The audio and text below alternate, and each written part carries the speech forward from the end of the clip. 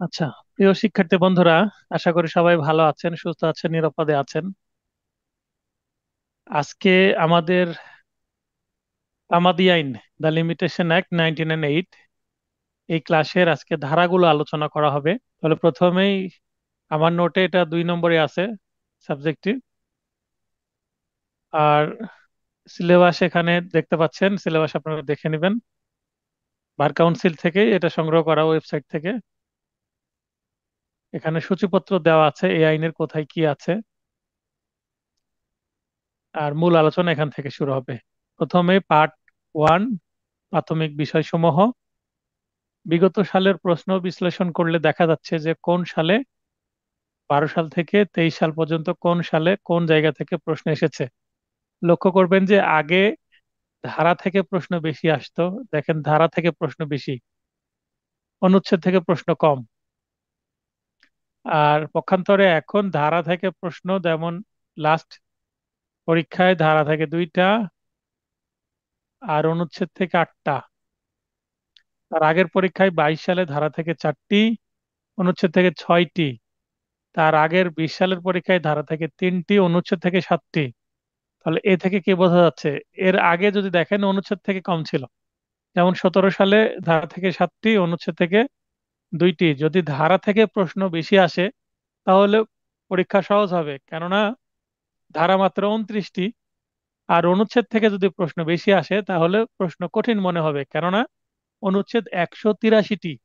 তো 183টি অনুচ্ছেদ থেকে যখন প্রশ্ন বেশি করতে শুরু করবে, যেমন বিগত 3টি পরীক্ষায়, 20 সাল, 23 সাল এবং 21 সাল, সরি 20, 22 এবং 23 সাল, এই 3টি পরীক্ষায় দেখছি অনুচ্ছেদ থেকে বেশি প্রশ্ন করছে। কারণ স্বভাবতই প্রশ্ন কঠিন করার চেষ্টা করছে। তাহলে আমাদের কি করতে হবে? অনুচ্ছেদে একটু মনোযোগ বেশি দিতে হবে। আগে যারা পরীক্ষা দিত, দেখেন অনুচ্ছেদ একটা, অনুচ্ছেদ থেকে একটি, এখানে এসে আবার 5টি আসছিল। তো যাই হোক, মোট কথা, আগে অনুচ্ছেদ থেকে প্রশ্ন বেশি হতো, কিন্তু এখন না, আগে ধারা থেকে বেশি প্রশ্ন হতো আর এখন অনুচ্ছেদ থেকে বেশি প্রশ্ন হচ্ছে। আপনাদের সময়, মানে এই যে এপ্রিলে যে পরীক্ষা হবে ধারণা করছি আগামী মাসে, এটাতে ধরে নেওয়া যাচ্ছে অনুচ্ছেদ থেকে বেশি প্রশ্ন করবে। কারণ প্রশ্ন যে সহজ হবে এটা আর আমরা এক্সপেক্ট করতে পারি না। প্রশ্ন কঠিনই হবে, এই এই ভেবেই, এটা এক্সপেক্ট করে আমাদের কি করতে হবে? প্রস্তুতি নিতে হবে, নিজেদেরকে রেডি রাখতে হবে যে পরীক্ষার হলে, পরীক্ষা যতই কঠিন হোক না কেন, মাথা অন্তত ঠান্ডা রাখবো। কারণ আমি ধরেই নিব যে পরীক্ষা কঠিন হবে, প্রশ্ন কঠিন হবে। আমাকে কঠিন পরীক্ষায় ভালো করে বের হয়ে আসতে হবে, পাশ করে বের হতে হবে। তাহলে এই মানসিকতা আগে থেকে থাকলে পড়াশোনা একটু সিরিয়াস হবেন, অন্তত এই 1.5 মাস। এবং আমি যেভাবে বলবো সেইভাবে যদি আপনারা পড়তে থাকেন, আশা করি সমস্যা হবে না এমসিকিউ ক্লিয়ার করা। দেখবেন পুনরাবৃত্তি মানে যে ধারাগুলো রিপিট হয় এবং যে অনুচ্ছেদগুলো রিপিট হয়, এগুলো এখানে দেওয়া আছে। এগুলো একেবারে আপনাকে মুখস্থ করে ফেলতে হবে। কোরআন শরীফের যে সূরা মুখস্থ করে ফেলি আমরা এইভাবে, এবং অর্থ সহ বুঝে বুঝে মুখস্থ করতে হবে, শুধু মুখস্থ করলে হবে না। যেন ঘুরিয়ে পেঁচিয়ে প্রশ্ন আসলে বুঝতে পারেন। এছাড়া বাস্তবসম্মত কিছু প্রশ্ন আছে। আর আপনাদেরকে আমি 2 সপ্তাহের মধ্যে একটা আরো একটা নোট দিব এবং সাজেশন দিব, যেখানে আরো কমানো থাকবে। তবে আপাতত আমরা সবই পড়বো আমার নোটে যেগুলো আছে। এরপরে 24 সালের আমি একটা ব্রড সাজেশন, মানে বড় আকারে সাজেশন দেওয়া আছে। এই সাজেশনের বাইরে কোনো কিছু আসার সম্ভাবনা খুবই কম। 23 সালে আমার নোট থেকে 89টা কমন ছিল। 23 সালে থেকে এই নোটটা কিন্তু আরো একটু বড় করা হয়েছে। তো ধরে নিতে পারি এই নোট থেকেই 80% প্লাস কমন আসবে এবারও, আমি আশাবাদী। আর নতুন যে নোট দিব সেই নোট থেকেও আমি 60%-এর উপরে প্রশ্ন কমন দেওয়ার চেষ্টা করব। শেষ সময়ের প্রস্তুতি হিসাবে আইন আদালত ফাইনাল টাচ, এই নামে আমি আপনাদেরকে ছোট একটা নোট দিব, যেখানে থাকবে সাজেশন, কিছু আলোচনা, র্যাপিড রিভিশন হিসাবে, এবং কিছু মডেল টেস্ট থাকবে। এরপরে এখানে আমি সাজেশন দিয়ে দিয়েছি, দেখবেন 2 স্টার, 1 স্টার, 3 স্টার আকারে। 3 স্টার মানে সবচেয়ে বেশি গুরুত্বপূর্ণ। এখানে সবগুলো ধারাই পড়তে বলেছি, কিন্তু অনুচ্ছেদ টোটাল 183টার মধ্যে মাত্র 85টা আমি পড়ার জন্য বলেছি, যেটা আমি নতুন সাজেশনে আরো কমিয়ে দেব। এরপরে চলে যাই পরিচিতি অংশ থেকে। পরিচিতি বলতে তিন চারটা গাইড এবং ইন্টারনেট এবং মূল বই দুই তিনটা সবকিছু মিলে রিসার্চ করে এটা বের করা। অতএব আপনাদের অন্তত এখানে খুঁজে বের করার জন্য 2-3 দিন সময় লাগতোই।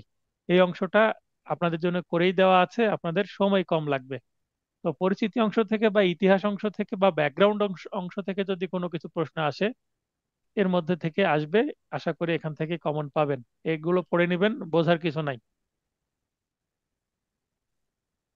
তবে একটা জিনিস এখানে মনে রাখবেন যে এই যে এই লাইনটা, তামাদি আইন অধিকারকে বারিত করে, এ, প্রতিকারকে বারিত করে, অধিকারকে না। Law of limitation bars a remedy not a right. অর্থাৎ কোনো মামলা করার তামাদির মেয়াদ শেষ হয়ে গেলেও আদালতে যে মামলা করা যাচ্ছে না, কিন্তু সে আর সেটা পাবেই না তেমন নয়। মনে করেন মামলা করা যাচ্ছে না আদালতে, তারপরেও তার অধিকারটা কি থাকবে, বলবৎ থাকবে, যদিও আদালতে মামলা করা যাচ্ছে না। সেক্ষেত্রে অধিকার থেকে লাভটা কি? লাভটা হচ্ছে যখন অধিকার বারিত করবে তখন অনেকেই তামাদিতে বারিত হয়ে গেলে এই পয়েন্টের উপর ভিত্তি করে মানে অন্যায় আচরণ করবে। কেউ টাকা পেলেও আর দিবে না। মামলা করতে না পারলেও অনেক সময় পারিবারিকভাবে, সামাজিকভাবে বসে সালিশের মাধ্যমে আদায় করা যেতে পারে। আর যখন অধিকারকে বারিত করে দিবে তখন কিন্তু সেটাও বলবে যে আইনে তো সে আর পাবে না। তো এরকম একটা বিষয়। এবং সেট আপ যখন দাবি করা হবে, আমি সিভিল মামলায়, সরি, সিপিসিতে গত রিটেন ক্লাসে বললাম যে সেট আপের একটা আমরা টপিক পড়লাম। তো যখন তামাদিতে বারিত হয়ে যায়, বাদী মামলা করতে পারছে না, কিন্তু বাদীর বিরুদ্ধে, অর্থাৎ বাদী যখন বিবাদী হয়ে যাবে, মনে করেন মিস্টার রহিম একজনের কাছে টাকা পাবে, তিনি মামলা করতে পারছেন না কারণ তামাদিতে বারিত হয়ে গেছে, বা অন্য কোনো সিভিল মামলা। কিন্তু যদি এই টাকার মামলায় অপরপক্ষ যদি তার বিরুদ্ধে মামলা করে, তাহলে এই যে লেনদেনের বিষয়টা সে কিন্তু আবার উত্থাপন করতে পারবে বিবাদী হিসাবে। বাদী হিসাবে মামলা করার তো অধিকার তামাদি আইনের 3 ধারা নিয়ে নিচ্ছে, কিন্তু বিবাদী হিসাবে সেট আপ দাবি করতে তামাদিটা কাজ করে না। এই কারণে অধিকারটা কি থাকে, বলবৎ থাকে। আশা করি পয়েন্টটা বুঝতে পেরেছেন। এছাড়া আরো কিছু বিষয় এখানে আমি যেটা বলি যে তামাদি আইনের বিষয়বস্তু কিন্তু তিনটি: মূল মোকদ্দমা মানে সিভিল সুট, আপিল ও বিভিন্ন প্রকার দরখাস্ত। দরখাস্তের আরো নাম আছে কি আবেদনপত্র, পিটিশন বা অ্যাপ্লিকেশন, যেটাই বলি না কেন। এবং আরো একটা জিনিস মনে রাখবেন যে তামাদি আইনে কিন্তু রিভিশন দায়ের করার জন্য কোনো মেয়াদ উল্লেখ নাই। এবং তামাদি আইন ফৌজদারি মূল মামলার ক্ষেত্রে প্রযোজ্য নয়। তামাদি আইনে রিভিশন দায়ের বিষয়ে তামাদির মেয়াদ সংক্রান্ত কোনো বিধান নেই। এইগুলো যেগুলো হাইলাইট করে দিলাম এগুলো থেকে বেশি আসে। আর দেওয়ানি মামলার তামাদির বিষয়টি মূলত আইন ও ঘটনার মিশ্র বিষয়। আইন বলতে মানে লিগ্যাল পয়েন্ট, মানে আইনে কোনো কিছু ব্যাখ্যা দেওয়া যাচ্ছে কিনা। তো কেউ তামাদির বিষয়টা বলছে, তাহলে আইনে মানে ধারাগুলোতে কি আছে এবং অনুচ্ছেদগুলোতে কি আছে এটা ভাবতে হবে, এবং ঘটনা কি। তো ঘটনা বুঝতে হলে আহ, ঘটনার বিষয় যখন আসবে তখন কত তারিখ থেকে কোনো মামলার কারণ উদ্ভব হচ্ছে। যেমন আমরা অনুচ্ছেদ যখন পড়বো তখন একটা মামলা বলা হচ্ছে যে এসআর অ্যাক্টের 9 ধারার মামলা 6 মাসের মধ্যে করতে হবে। 6 মাসটা শুরু হবে কখন থেকে? যেদিন থেকে মামলা করার কারণ উদ্ভব হলো। মামলা করার কারণ উদ্ভব হবে কখন থেকে? তখন ঘটনা জানতে হবে কি ঘটনা ঘটেছিল, যে মিস্টার রহিমকে মিস্টার করিম কি করেছে, তার সম্পত্তি থেকে বেদখল করেছে। তো বেদখলের তারিখটাই হবে মামলার কারণ উদ্ভবের তারিখ, এবং ওই তারিখ থেকেই তামাদির মেয়াদ গণনা শুরু হবে। তাহলে আপনাকে তো ঘটনা জানতে হচ্ছে কত তারিখে কি হলো, কিভাবে ঘটনা হলো। এই ঘটনা এবং আইনের যে বলা আছে 6 মাস, এই দুইটা মিশ্র বিষয়। তার মানে তামাদি নির্ধারণ করতে হলে অবশ্যই আপনাকে আইনের পাশাপাশি ঘটনাও জানতে হবে, কারণ কোথা থেকে শুরু হচ্ছে, মামলা শুরুর তারিখ কবে, এই কারণে মিশ্র বিষয় বলা হচ্ছে। এটা জুডিশিয়ারিতে আসা একটা প্রশ্ন, খুবই ডিপ লেভেলের কোশ্চেন। মানে বুঝতে হবে, না হলে অনেকে বুঝতে পারবে না, ধারাতে কোথাও উল্লেখ নেই, আইনের মধ্যেও নাই। তো এটা একটু মনে রাখার চেষ্টা করবেন। এরপরে আরো একটা জিনিস আমি এখানে বলি যে তামাদি আইনের বিধানসমূহ মূলত দুইটি পরিধিকে লক্ষ্য করে আলোচিত হয়েছে। যেমন দেওয়ানি মূল মোকদ্দমা, আপিল ও দরখাস্ত বিষয়ে তামাদির মেয়াদ নির্ধারণ। অনুচ্ছেদ যে আছে 183টা, সেখানে বলে দেওয়া আছে কোনটার ক্ষেত্রে মেয়াদ কত দিন বা কত মাস বা কত বছর। আর তদুদ্দেশ্যে মানে এই যে মেয়াদটা অ্যাপ্লাই করার জন্য, ব্যবহার করার জন্য তা আমাদের মেয়াদ গণনার পদ্ধতি জানতে হবে। তো বাসায় তো কোরআন শরীফ থাকলেই হবে না, তাই না? সেটা পড়তে হবে, এবং পড়তে হলে কিভাবে পড়তে হয় সেটা আগে শিখতে হবে। তো আমরা আগে যখন অনেক ছোটকালে কোরআন শরীফ শিখেছি, আগে আমপারা পড়তাম। তো আমপাড়ায় প্রথমে হরফ চেনানো হতো। ইংরেজিতে বলে লেটার, বাংলায় বলে বর্ণ, আরবিতে বলে হরফ। আলিফ বা তা, বা আলিফ বে তে সে, এ ধরনের বিভিন্ন।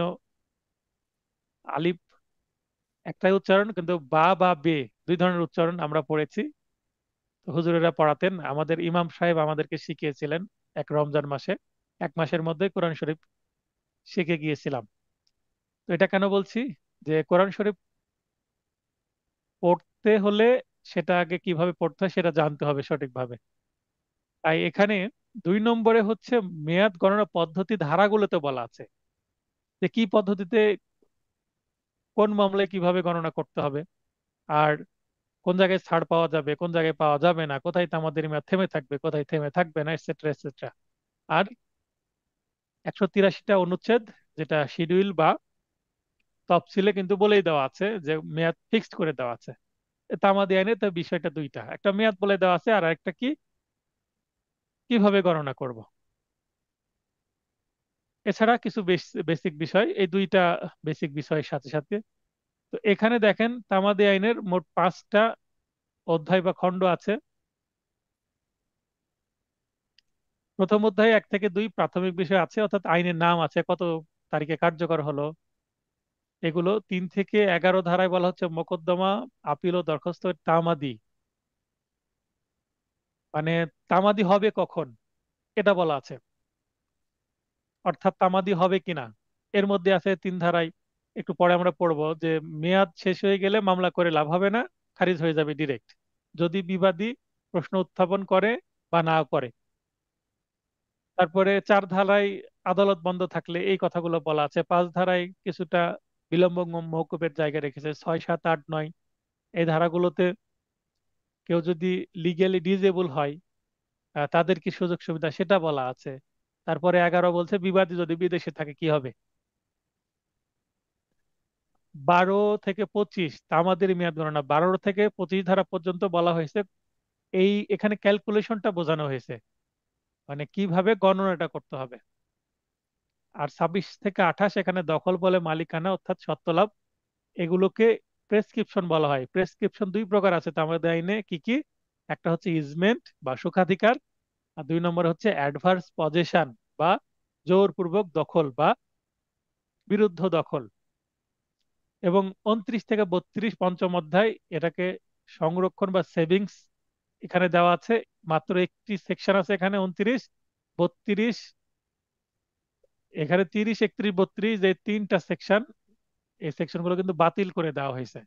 কিন্তু অধ্যায় বোঝার ক্ষেত্রে আমি বাতিলের কথাটা এখানে লিখেছি, তাহলে আপনাদের বুঝতে সুবিধা হবে যে 29 এসে থেমে গেল কেন, 30, 31, 32 কোথায় গেল। তাই আমি এখানে দিয়ে দিয়েছি এটা বাতিল হয়ে গেছে, অনেকের বুঝতে সুবিধা হবে। তাই আমি প্রতিটা আইনের মধ্যে বিন্যাস দিয়ে দিয়েছি।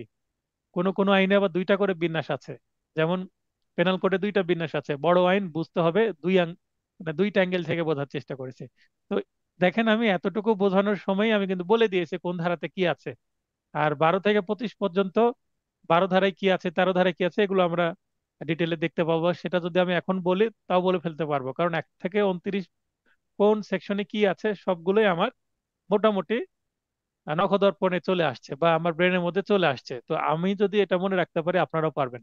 আমি যখন পরীক্ষা দিয়েছি তখন আমার মুখস্থ হয়ে গিয়েছে সেগুলো। আমি কি পদ্ধতিতে মুখস্থ করিয়েছি এগুলো কিন্তু আমি রিভিশন ক্লাসে আপনাদেরকে এবার খুব গুরুত্ব সহকারে বোঝাবো। অতএব আপনারা ক্লাস করার চেষ্টা করবেন। যারা ক্লাস করবে না, ক্লাসে অবহেলা এখনো করছেন, তারা কিন্তু বিপদে পড়বেন এবং তাদের আমি দায়িত্ব নিব না। সেক্ষেত্রে আমি কি করব, যারা এই ব্যাচে আছেন, রেগুলার ব্যাচ, তারা র্যাপিড রিভিশনের জন্য আমি আলাদা আর একটা গ্রুপ করব। আলাদা গ্রুপে যাওয়ার জন্য অন্তত আমি 2 কি 3টা শর্ত দিব। প্রথম শর্ত হচ্ছে রেগুলার ক্লাস যারা করবে, অর্থাৎ আমি বলে দেবো আগামী 2টা ক্লাস এরকম একটা ঘোষণা দিব যে এত তারিখ এবং এত তারিখের ক্লাস যারা মিস করবে তারা রিভিশন ব্যাচে ঢুকতে পারবে না, মডেল টেস্টও তারা দিতে পারবে না, তাদের কোর্স কমপ্লিট। মানে এখানে শেষ করে দেবো। এই ব্যাচেই তাদের ক্লাস হবে, রিভিশন এবং মডেল টেস্ট তারা দিতে পারবে না যদি তারা ক্লাস না করে। দুইটা ক্লাস আমি দেখবো, দুইটা ক্লাসে দুইটা মিস দিলে ক্লাস করতে পার মানে তাদেরকে আমি নিব না আর। আর যদি দুইটার অন্তত একটা ক্লাস করে তাহলে সে ক্লাস নিয়মিত করছে বলে আমি ধরে নিব। দ্বিতীয় যে শর্ত দেব সেটা হচ্ছে ক্লাস টেস্ট। যেমন আজকে ক্লাস টেস্ট অনেকেই দেয়নি, অনেকেই আবার দিয়েছে। আজকে অবশ্য ক্লাস টেস্টের সংখ্যা বেশি গত ক্লাসের চেয়ে। কিন্তু আমি নেক্সট যে ক্লাস টেস্ট নিব, সেই ক্লাস টেস্ট যদি না দেয় কেউ, তাহলে তাকে আমি রিভিশন ক্লাসে নিব না। যদি কেউ না দেয় আমাকে মানে ল্যাম এক্সকিউজ দিয়ে লাভ হবে না। অনেকে আছে জাস্ট ভর্তি হয়ে বসে আছে, ক্লাসও করে না, ভিডিও দেখে কিনা জানি না, আমার নোট পড়ে কিনা সেটাও তো আমি দেখতে যেতে পারছি না। তবে হ্যাঁ, অভিভাবক যারা আছে বাসায় তাদেরকে আমি ফোন দিয়ে কথা বলবো যে কি করেনি নি, ক্লাসও করে না, পরীক্ষাও দেয় না। যেমন গত পেনাল কোডের প্রশ্নটা আউট অফ নোট, মানে নোটের বাইরে একটু বানিয়ে দিয়েছি, অনেকেই কিন্তু খারাপ করেছেন। তো এবারকার প্রশ্নটা একটু সহজ করার চেষ্টা করেছি, কিন্তু আমি রিভিশন ক্লাসে কিন্তু প্রশ্ন কঠিনই করব। কঠিন প্রশ্ন উত্তর দেওয়ার জন্য আপনাদেরকে রেডিও করব আমি। আর রেডি করার জন্য আপনাদেরকে র্যাপিড রিভিশন ক্লাসে কিন্তু থাকতে হবে। আর 3 নম্বর যে শর্ত দেবো সেটা হচ্ছে যাদের ডিউ আছে, মানে ভর্তির সময় অনেকে অনুরোধ করেছিলেন, আপনাদের অনুরোধ আমি রেখেছিলাম, কিছু বকেয়া রেখে ভর্তি করেছি। তো আমি এই যে রিভিশন ক্লাসে যাওয়ার আগে আমিও অনুরোধ করব আপনাদের যেগুলো ডিউ আছে পরিশোধের জন্য, ওই ডিউ ক্লিয়ার করতে হবে। ডিউ রেখে রিভিশন ব্যাচে যাওয়া যাবে না বা মডেল টেস্টও দেওয়ার সুযোগ পাওয়া যাবে না। তো আমি আগেই ঘোষণা দিয়ে দিলাম আপনাদেরকে, এই ভিডিও যারা দেখবে তারাও দেখতে পাবে। এরবার চলে যায় মূল ক্লাসে। আচ্ছা, এখানে ধারার যে বিন্যাস সেটা দেখলাম, এবার তফসিল, প্রথম তফসিল বা দা ফার্স্ট স্কেজুল।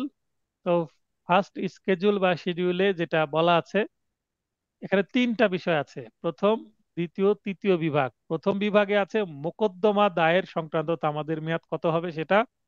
এটা কততে আছে? অনুচ্ছেদ 1 থেকে 149। তাহলে টোটাল 149টি অনুচ্ছেদ আছে শুধু মোকদ্দমা মানে সিভিল সুট, কোনটা কত দিনের মধ্যে, কত মাসের মধ্যে, কত বছরের মধ্যে করতে হবে সেটা বলা আছে। দ্বিতীয়তে 150 থেকে শুরু হয়ে 157, মাত্র 8টি আপিল সংক্রান্ত তামাদের মেয়াদ আছে, সেটা সিভিল হোক ক্রিমিনাল হোক। এখানে বলে রাখা ভালো, মোকদ্দমা শুধুমাত্র সিভিল সুট, আপনারা ইংলিশে লিখে নিতে পারেন ব্র্যাকেট এখানে সিভিল সুট। আর আপিলের ক্ষেত্রে সিভিল অ্যান্ড ক্রিমিনাল বোথ, দুই ধরনেরই। এবং তৃতীয় হচ্ছে 158 থেকে 183, অর্থাৎ সর্বশেষ 26টি, এখানে বিভিন্ন দরখাস্ত পিটিশন, এটাও সিভিল অ্যান্ড ক্রিমিনাল বোথ। তাহলে এখানে কোনো কি নাই, রিভিশন দায়ের সংক্রান্ত তো আমাদের মেয়াদ নাই। তবে ধরে নিতে হবে আপিলের মেয়াদ সেটাই রিভিশনের মেয়াদ হিসেবে বাস্তবে আমি প্রয়োগ হতে দেখি। এখান থেকে কিছু গুরুত্বপূর্ণ প্রশ্ন আসছে, আপনার প্রশ্নগুলো পড়বেন, যেটা বুঝতে পারবেন না প্রশ্ন করবেন। আর প্রশ্নর ধরন দেখে বুঝতে পারবেন কি ধরনের প্রশ্ন অ্যাকচুয়ালি হয়।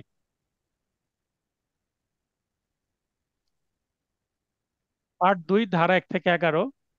1 থেকে 11-র মধ্যে কি কি আছে অলরেডি আমি বলেই দিয়েছি, ব্রিফ করেছি। তো এখানে ধারা 1-এ আছে মামলা মানে আইনের নাম কি হবে, তামাদি আইন 1908।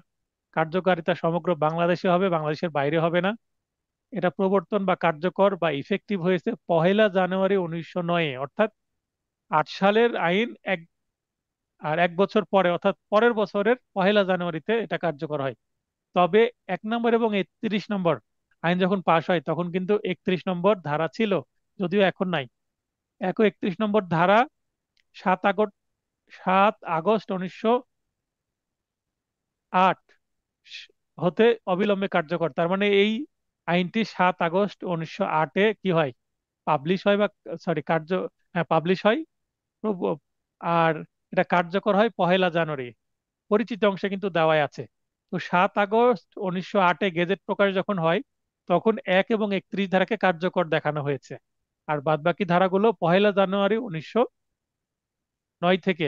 আচ্ছা, কেউ বলতে পারবেন, একটা আইন পাশ হয় তো সঙ্গে সঙ্গে অনেক আইন কার্যকর হয়, কিন্তু আগের আইনগুলো যেগুলো ছিল, যেমন 1909 সালের আইন, এটা পাশ হলো 7 আগস্ট আর কার্যকর হচ্ছে 1 জানুয়ারি। তাহলে August, September, October, November, December, মোটামুটি 5 মাস পরে গা কার্যকর হলো।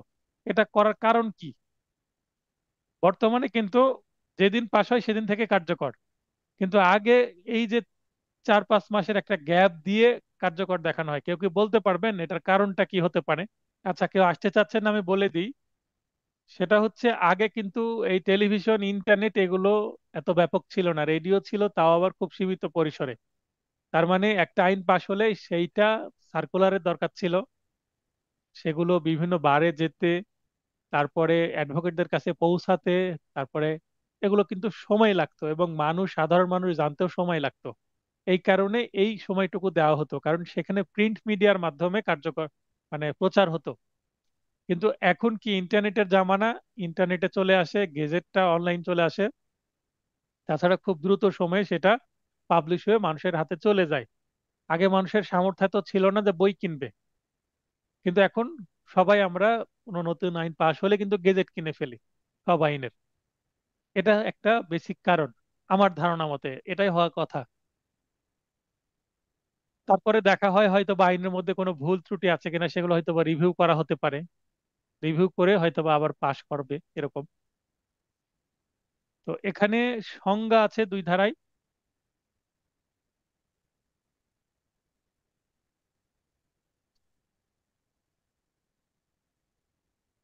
ধন্যবাদ রুবেল ভাই। সংজ্ঞা সমূহ হচ্ছে ডেফিনেশনস, এখানে কিন্তু ব্যাখ্যা না, সংজ্ঞা বলা আছে। আমরা অন্য আইনে দেখলাম ব্যাখ্যা, এটাতে আবার সংজ্ঞা। তো 2 ধারাতেই সংজ্ঞাগুলো দেওয়া আছে। এই সংজ্ঞাগুলো মনে রাখার জন্য আমরা 2-3টা বাক্য পড়বো। দরখাস্তকারী বিনিময়পত্র ও মুচলেকা দিলেন। দেখেন, দরখাস্তকারী বিনিময়পত্র ও মুচলেকা দিলেন, বিবাদী সুখাধিকার নিয়ে বিদেশে চলে গেলেন।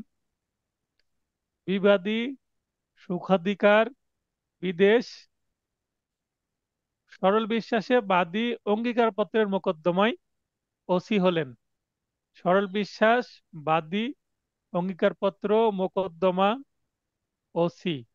তো এই 3টা বাক্য আমরা যদি পড়ি, 3টা বাক্য কিন্তু আবার একটু গল্প আকারে প্রকাশ করার চেষ্টা করেছি।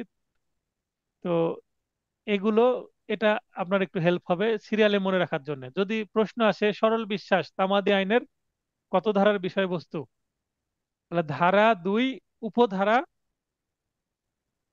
7। তাহলে এখানে কিন্তু আপনাকে উপধারাটাও মনে রাখতে হবে, উপধারা দিয়ে প্রশ্ন অপশনে আসতে পারে সেই কারণে। তো এখানে ইংরেজিটাও দেওয়া আছে এবং কাকে বলে সেটাও বলে দেওয়া আছে, আপনারা দেখে নেবেন। কঠিন কিছু নয়, খুব সংক্ষিপ্ত ভাবে বলে দেওয়া আছে। দ্বিতীয় অধ্যায়, ধারা 3 থেকে 11।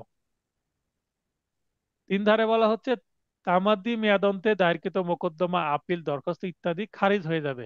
ইংলিশটাও দেওয়া আছে, পড়ে নেবেন।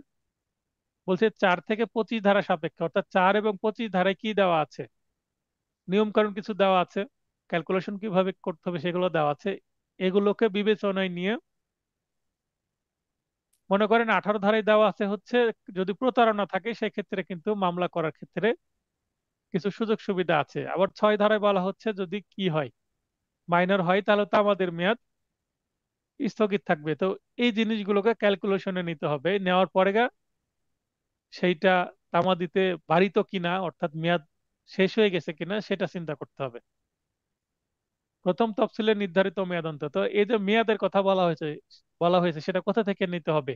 প্রথম তফসিলে যেটা আছে 183টা, তার মধ্যে 1 থেকে 149-এর মধ্যে যেগুলো বলা আছে মোকদ্দমা দায়ের বিষয়ে, তারপরে আপিল, দরখাস্ত, সবকিছুই। বিবাদী পক্ষ তামাদির প্রশ্ন উত্থাপন না করলেও, যখন মামলা দায়ের করা হয় তখন বিবাদী পক্ষ তো থাকেই না, প্রশ্ন উত্থাপন করবে কখন? তাই এখানে আদালতকে দেখতে হবে যে তামাদির ব্যাখ্যা ঠিকভাবে দিয়েছে কিনা। 3 ধারার খারিজ আদেশ প্রদান আদালতের জন্য বাধ্যতামূলক। 3 ধারায় যে আদালত খারিজ করবে এটা আদালতের জন্য বাধ্যতামূলক, বিবেচনামূলক ক্ষমতা নয়। ইচ্ছা হলো খারিজ করলাম, না হলো রাখলাম, একটু বাদীকে সুবিধা দিলাম, এটা করা যাবে না। তাহলে সহকারী জজ হোক, সিনিয়র সহকারী জজ হোক, বা যুগ্ম জেলা জজ, অর্থাৎ যে আদালতে মামলা দায়ের হোক না কেন, তিনি 3 ধারার নিয়ম মানতে বাধ্য।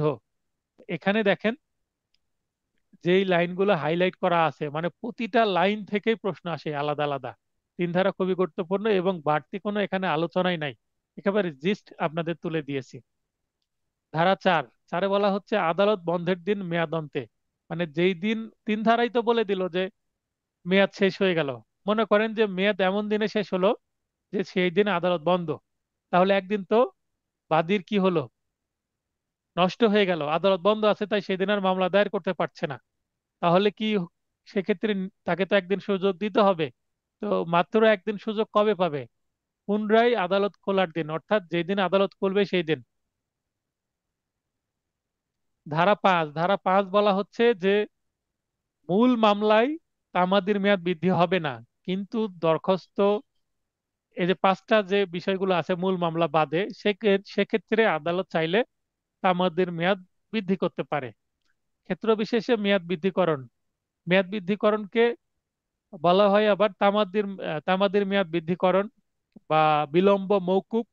মেয়াদ বৃদ্ধি বলতে আসতে দেরি হয়ে গেছে মানে বিলম্ব হয়েছে, তো এটাকে বিলম্ব মৌকুফও বলা হয়।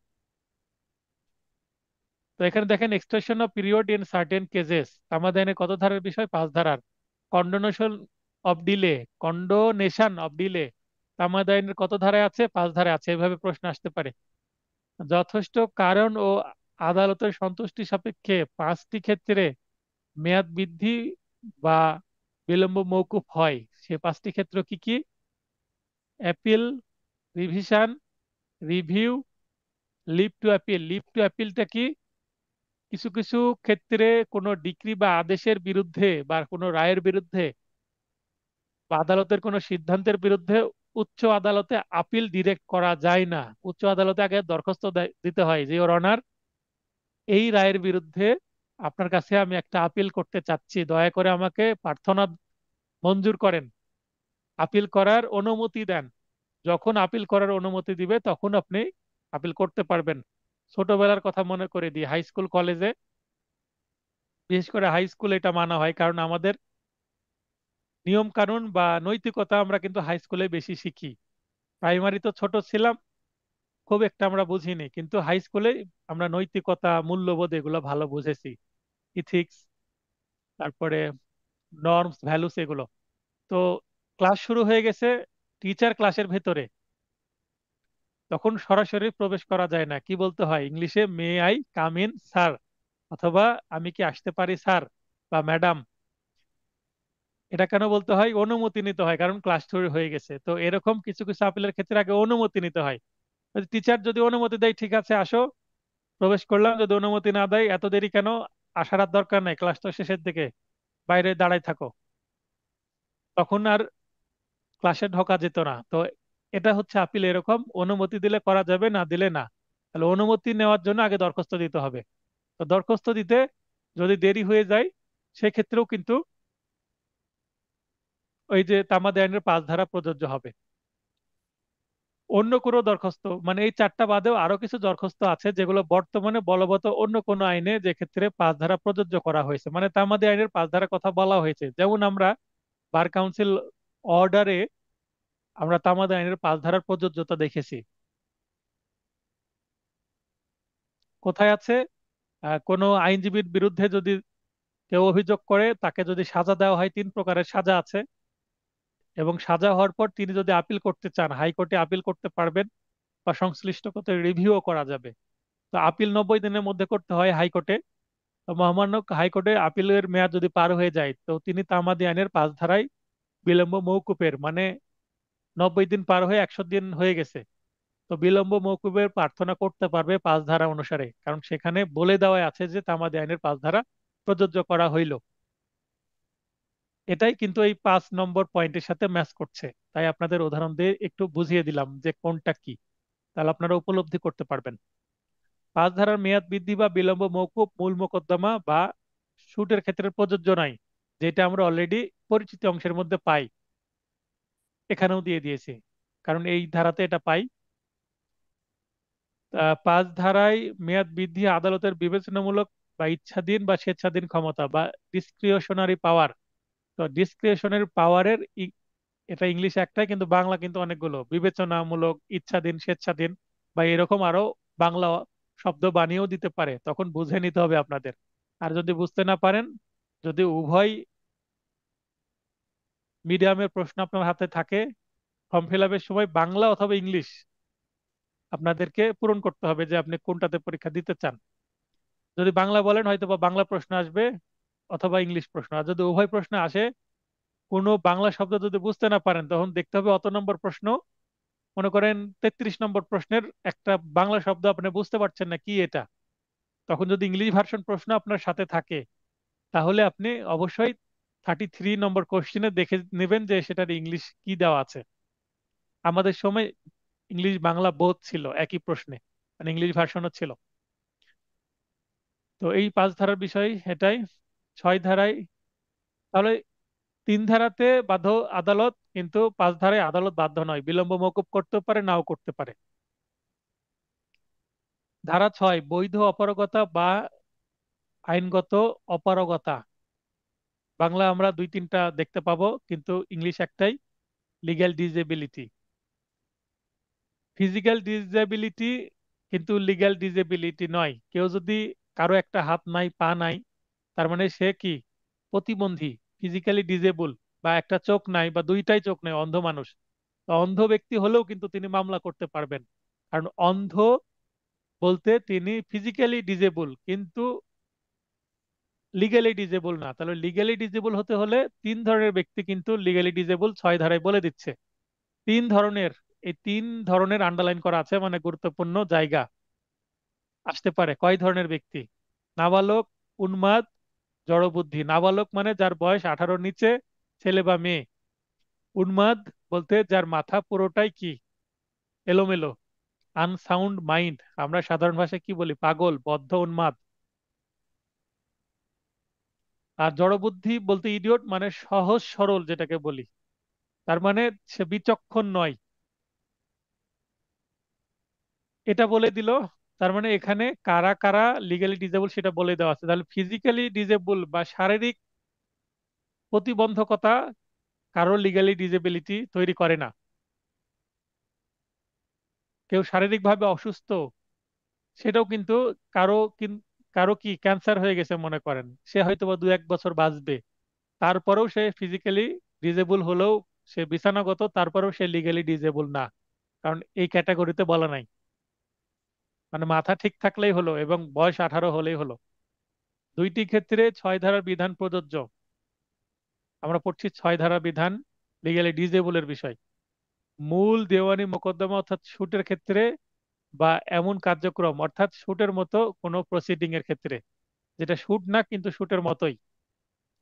আর ডিক্রি জারির দরখাস্ত অর্থাৎ application for the execution of a decree. কোনো মামলায় যদি ডিক্রি হয়, তাহলে সেই ডিক্রি অনুসারে যার বিরুদ্ধে ডিক্রি হলো, অর্থাৎ ডিক্রি ডেপ্টর বা দেনদার, দেনদার যদি ডিক্রিতে উল্লেখিত আদেশটা না মানে, টাকার ডিক্রি হলো, স্ত্রীর মোহরানা দিতে হবে, খরপোশ দিতে হবে সন্তানের, দিল না বিবাদী, তখন যে ডিক্রি হোল্ডার বা যিনি ডিক্রি পেয়েছেন, ডিক্রিদার, তিনি ওই ডিক্রিটা কি করবেন, জারি করার প্রার্থনা করবেন, একটা দরখাস্ত দিবেন। তাহলেই, একটা ফর্ম আছে, সে ফর্ম পূরণ করে কত তারিখে ডিক্রি হলো, কত টাকা অ্যামাউন্ট গুলো হিসাব করে বসিয়ে দিবেন। তখন কি হয়ে যাবে, এটা আলাদা একটা মামলা নম্বর পড়বে, জারি মামলা। সেটা অপ্রজারি হতে পারে, মানি শুট, যেটা অর্থ জারি হতে পারে, বা এটা হ্যাঁ, যেটা আলোচনা করছিলাম তামাদি আইনের 6 ধারা, বলছিলাম 6 ধারায় দুইটি ক্ষেত্রে প্রযোজ্য, এবং 6 ধারা 4টি ক্ষেত্রের প্রযোজ্য নয়। তাহলে 2 আর 4 যুক্ত করলে 6 হয়। এভাবে মনে রাখতে পারবো আমরা যে দুইটি ক্ষেত্রে প্রযোজ্য, 4টি ক্ষেত্রে প্রযোজ্য নয় 6 ধারা। এই আইনের মানে 6 ধারার এবার নিয়ম কি, মানে 6 ধারায় কেউ যদি লিগ্যালি ডিজেবল হয় তার জন্য সুবিধা কি। তো 6 ধারায় সুবিধাটা বলে দেওয়া আছে এই জায়গায়। অন্তত একটি অপারগতা থাকলেও তামাদি গণনা স্থগিত থাকবে। যদি বাদী একটা হয় এবং একটা বাদীর এক বা একাধিক অপারগতা থাকে, তাহলে তার জন্য মামলা করার যে তামাদির মেয়াদ সেটা থেমে থাকবে, ঘড়ি চলবে না তার জন্য। কোনো ব্যক্তি অপারগত অবস্থায় মৃত্যুবরণ করলে, একজন ব্যক্তি অপারগ অবস্থায় মৃত্যুবরণ করেছেন, তার আইনানুগ প্রতিনিধির তিনি যদি আবার সমর্থ হন, মানে সে যদি লিগালি ডিজেবল না হয়, তার জন্য তামাদি গণনা আরম্ভ হবে। যেদিন বাবা মারা যাবে সেই দিন তার সন্তানের জন্য তামাদির মেয়াদ শুরু হয়ে যাবে। সন্তানও হতে পারে, তার স্ত্রী হতে পারে। শুধুমাত্র বাদী বৈধ অপারগ হলে তার ক্ষেত্রে তামাদি গণনা স্থগিত থাকবে। বাদী যদি বিবাদী লিগালি ডিজেবল হয়, অর্থাৎ কোনো যদি বিবাদী নাবালক হয়, নাবালক বিবাদীর বিরুদ্ধে মামলা হবে। মানে বাদী লিগালি ডিজেবল কিনা এটাই বিবেচনার বিষয়। বাদী দেখবে যে সে সমর্থ কিনা, তাহলে বাদীর আইনজীবী দেখবে যে তার মক্কেল লিগালি ডিজেবল কিনা। যদি লিগালি ডিজেবল না হয় তাহলে তার জন্য মামলা হবে। বিবাদী বৈধ অপারক অর্থাৎ নাবালক, উন্মাদ বা জড়বুদ্ধি হলেও তার বিরুদ্ধে মামলা দায়ের করা যাবে। তাহলে 6 ধারায় এটা হচ্ছে মূল বক্তব্য। এখানে কিছু উদাহরণ দেওয়া আছে, উদাহরণগুলো যদি পড়া হয় তাহলে বুঝতে পারবেন। তবে এই উদাহরণগুলো পড়ার আগে আমাকে 8 ধারাও পড়তে হবে। 8 ধারা পড়ার পরে এসে উদাহরণগুলো পড়ছি। 7, বাদী বা দরখাস্তকারীগণের একজনের অপারগতা। মনে করেন বাদী বা দরখাস্তকারী একের অধিক, 3 জন 4 জন। সেক্ষেত্রে যদি একজন অপারগ হয়, তাহলে অপরজনের জন্য সেটা প্রযোজ্য হবে কিনা।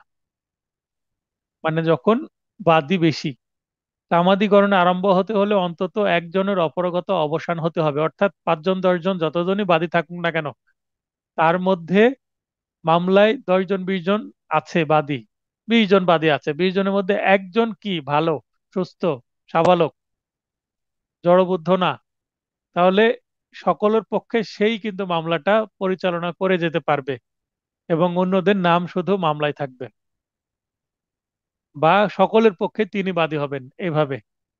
একজনের জন্য তামাদি গণনা আরম্ভ হলে তার সকলের জন্য অতিবাহিত হতে থাকবে। 20 জন বাদীর মধ্যে একজন সুস্থ, ওই একজন যদি মামলা না করে বাকি 19 জনেরও মামলার তামাদি বারিত হয়ে যাবে। অর্থাৎ একজনের জন্য যেহেতু ঘড়ি চলছে টিক টিক টিক টিক করে, মানে তামাদির মেয়াদ থেমে নাই, তার মানে 19 জনের জন্য থেমে থাকবে না।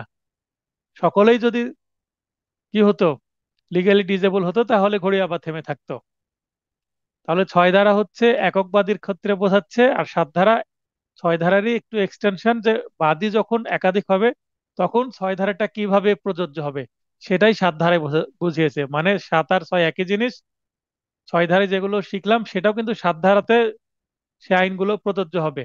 কিন্তু জাস্ট একাধিক বিবাদী হলে কি হবে 6 ধারার ক্ষেত্রে, সেটাই 7 ধারায় বলা হয়েছে। এটাও আমরা উদাহরণগুলো পরে পড়বো 8 ধারা পড়ার পরে। 8 ধারে কি বলছে, বিশেষ ব্যতিক্রম, স্পেশাল এক্সেপশনস। এটা কিন্তু স্পেশাল এক্সেপশনস, জেনারেল এক্সেপশনস না।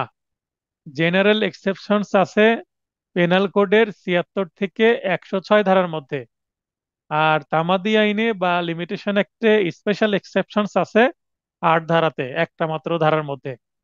6 ও 7 নং ধারা, তার মানে লিগালি ডিজেবিলিটি সংক্রান্ত যে ধারা দুইটি একটু আগেই পড়লাম, সেই ধারা দুইটি কি অগ্রকয়ের বা প্রিয়াম্পশন মোকদ্দমায় প্রযোজ্য নয়। প্রিয়াম্পশন মোকদ্দমাটা আবার কি জিনিস? অগ্রকয় প্রিয়াম্পশন দুইটা শব্দই মনে রাখতে হবে, অপশনে দিয়ে দেয়, বিগত সালে এখান থেকে প্রশ্ন এসেছে।